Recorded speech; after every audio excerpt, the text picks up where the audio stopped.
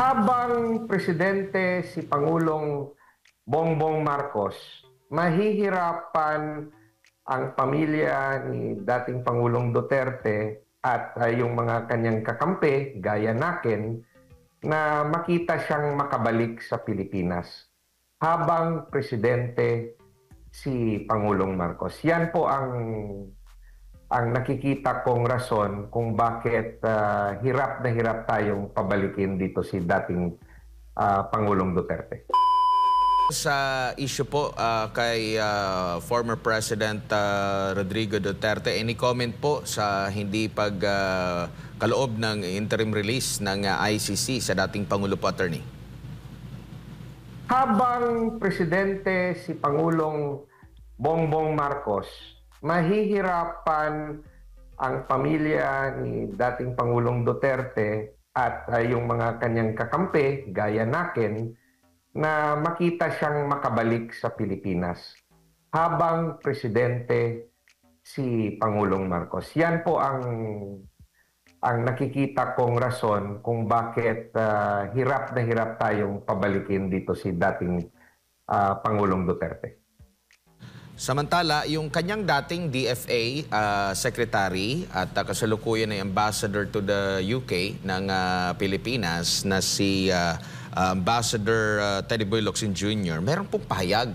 At ang sinabi niya ay si former President Rodrigo Duterte ay dinukot ng mga Pinoy at ibinigay sa mga dayuhan. Kabilang ito sa mga ngayon ng administrasyong Bongbong Marcos, no?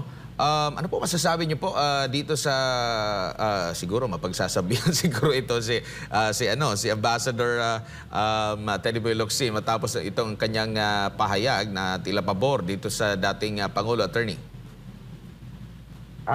Kung naisa publiko yan ang kanyang pahayag, baka ilang araw na lang siya dyan na ambasador, matatanggal na siya, no? Dahil ako'y sumasang-ayon sa kanyang obserbasyon, nung nangyari yon, talagang isinuko si former President Duterte sa isang jurisdiction na sinasabi ng gobyerno mismo natin na hindi na tayo parte. Yan yung posisyon natin. Kung hindi tayo parte ng ICC at walang jurisdiction ng ICC, ba't pinayagan ng gobyernong Pilipinas sa pamumuno ni Pangulong Marcos na dalhin doon si dating Pangulong Duterte? Hindi lang payag, sa tingin ko, kasama siya sa desisyon kasi hindi mangyayari yon kung walang ultimate decision ang Pangulong Marcos. Opo. And doon po sa naging rason naman ng ICC na flight risk pa rin itong dating Pangulo at meron pa rin itong mga koneksyon at kapangyarihan. Nakikita niyo po ba yan? Realidad po ba yan, Attorney? Considering alam natin, grabe ang kumbaga parang panggigipit, no, na ginagawa laban sa mga Duterte, yet sinasabi pa nila na meron pa ring meron pa ring impluwensya yan, Attorney.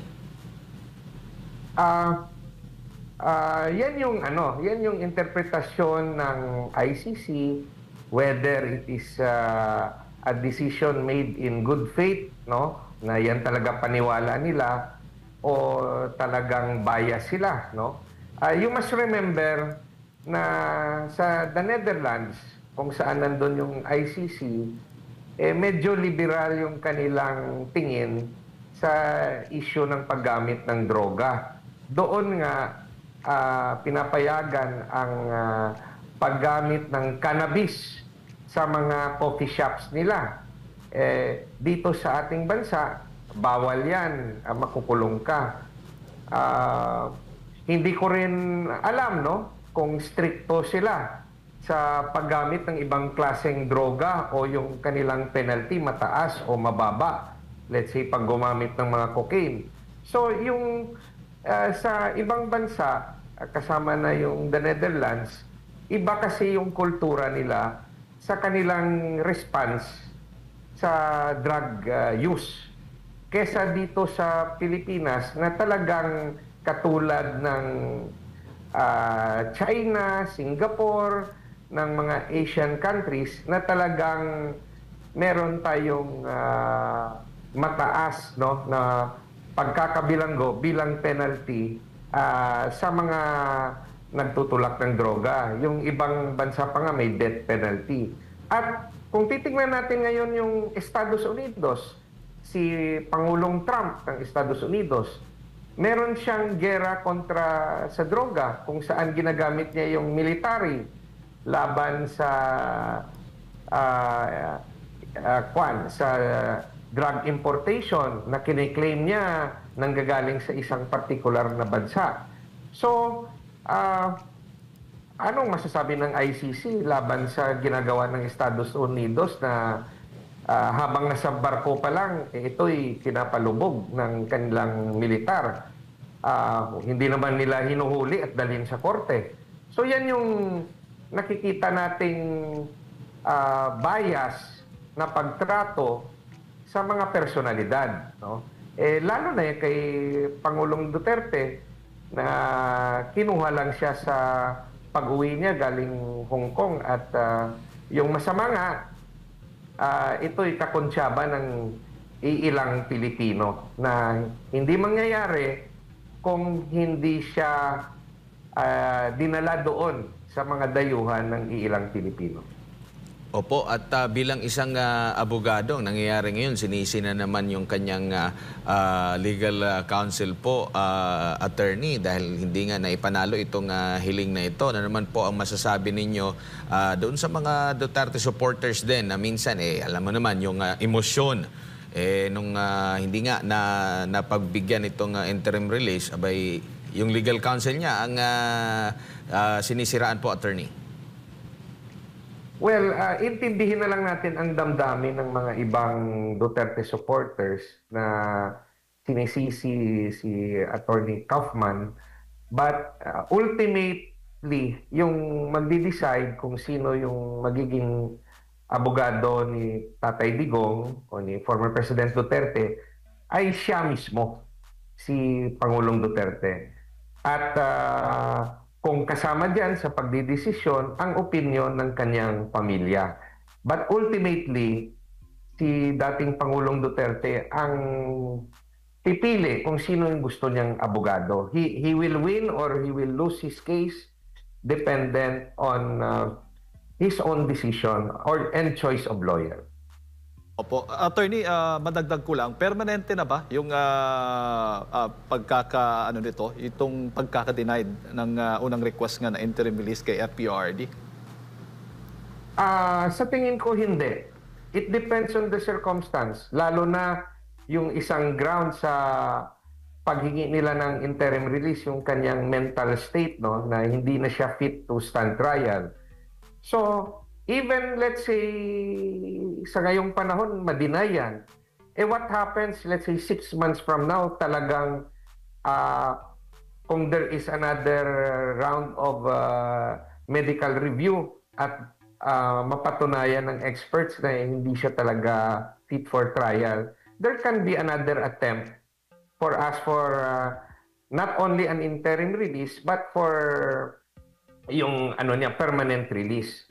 So, it depends kasi yung isang ground sa sitwasyon niya ay yung kanyang medical condition at mental condition. Opo. Kahit pa may desisyon na ang ICC, ano yung, at po pwede pang mag-appeal, siyempre, yung kampo ng dating Pangulong Rodrigo Roa Duterte. Ano magiging epekto po doon, attorney? Epektibo na ba yung denial of request or po pwede pa? May possibility pa na mag-partial grant of release pa sila? Yung sabi ko kanina, habang nandyan si Pangulong Marcos, mahirapan tayo. So, there might be a change of circumstance kung yung susunod na presidente ay susuportahan ang ideya na pauwiin na si dating Pangulong Duterte. On a ground na let's say maintindihan ng ICC. Lalo na pag ipinaglaban ng ating bansa na yung kanyang paglipat doon sa ICC was by reason of kidnapping. So the circumstance will change if we are under a new administration. Alright. Attorney, siguro huling mensahe po ninyo para sa ating mga kababayan na nanonood po sa mga oras na ito. Alam ko marami sa atin ay let's say nasaktan at talagang galit sa mga nakita nating massive corruption dahil nga sa flood control. Pero sa ngayon nakikita ko na hindi pa nagkakaisa ang mga Pilipino. Although sa ideya na galit tayo sa korupsyon, lahat naman ng tao galit sa korupsyon. Kahit nga yung mga korap, sila yung magsasalita na kontra rin sila sa korupsyon. Pero sa nakikita ko, kanya-kanya tayong mga interest at endgame. Kaya pag hindi tayo nagkaisa kung saan papatungo ang ating bansa, yung nakita kong isang democratic na paraan ay 2028 elections, no? So ayan yung isang paraan na mapayapa at democratic. Yun nga lang, dapat paimbestigahan rin natin ang pamaraan ng pagbilang ng ating mga boto. Dahil hindi natin makakamit ang pagbabago through elections kung sa tingin rin natin dadayain rin tayo sa election. So there are various ways for a change of administration. The peaceful and democratic process is through election. Pero huwag natin kalimutan na hingin na yung prosesong ito dapat maging malinis at patas.